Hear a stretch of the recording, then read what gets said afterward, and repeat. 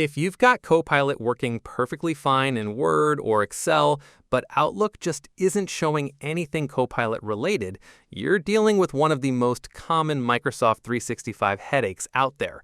And the good news is, it almost always comes down to one of a small handful of fixable issues, not something actually broken. So let's walk through exactly what you need in place, how to switch it on, and what to check if it's still not showing up after you think you've done everything right. First thing to sort out before touching any settings, you need an actual Copilot license tied to the account you're signed into Outlook with.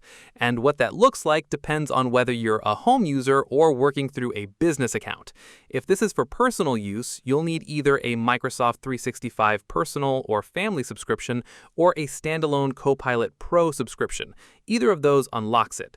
If you're on a work or school account instead, your organization needs a supported Microsoft 365 plan like Business Standard, Business Premium, E3, or E5, plus the separate Microsoft 365 Copilot add-on license layered on top, since Copilot isn't bundled into any of those business tiers automatically no matter what you might have heard.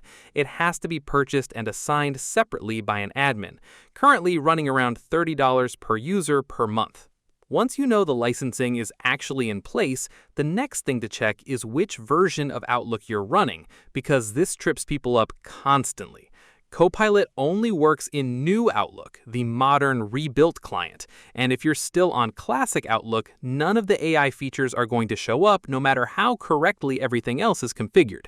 If you're not sure which one you're on, look for a toggle in the top right corner of the app that says something like "Try the new Outlook" and switch it on if it's there. That alone solves a huge chunk of the "I don't see Copilot anywhere" questions people run into. With new Outlook confirmed and your license sorted, actually turning Copilot on is usually just a couple of clicks. Click the Settings gear icon in the top right corner, navigate into the Copilot section, and flip the toggle that says Turn on Copilot. For classic desktop Outlook specifically, there's also a spot worth checking under File, then Options, then look for Compose Messages, where you'll find a checkbox for enabling Microsoft 365 Copilot. If you don't see it right away, click into Editor Options and it should be sitting in there. If you've done all of that and Copilot still isn't appearing, there are two more things almost always responsible. First, your license might just need a manual refresh, so go to File, then Account, and click Update License, then fully close and restart every Microsoft 365 app you have open, not just Outlook, since the license update applies across the whole suite and won't take effect until everything restarts.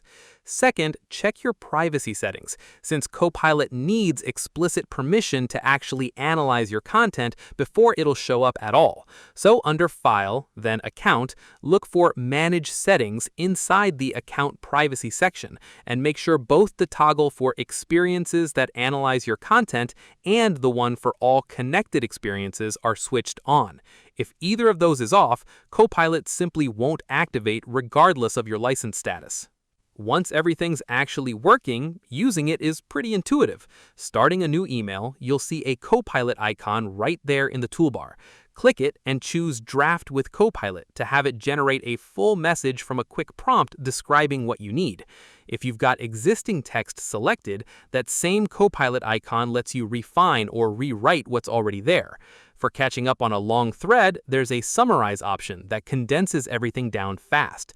And there's also a full Copilot chat pane you can open to ask it questions directly, request a meeting prep summary, pulling in relevant emails and files, or just get a daily briefing of your unread priority mail without digging through your inbox manually.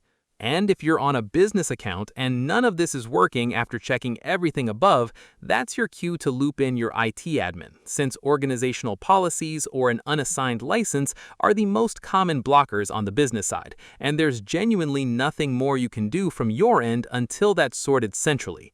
So to recap, confirm you've actually got a Copilot license attached to your account, make sure you're running new Outlook instead of Classic, flip the toggle in Settings or under File then Options, refresh your license and check your privacy settings if it's still not showing, and once it's live, you've got drafting, summarizing, and a full chat assistant built right into your inbox. If this helped, drop a like, subscribe for more practical Microsoft 365 tutorials, and I'll see you in the next one.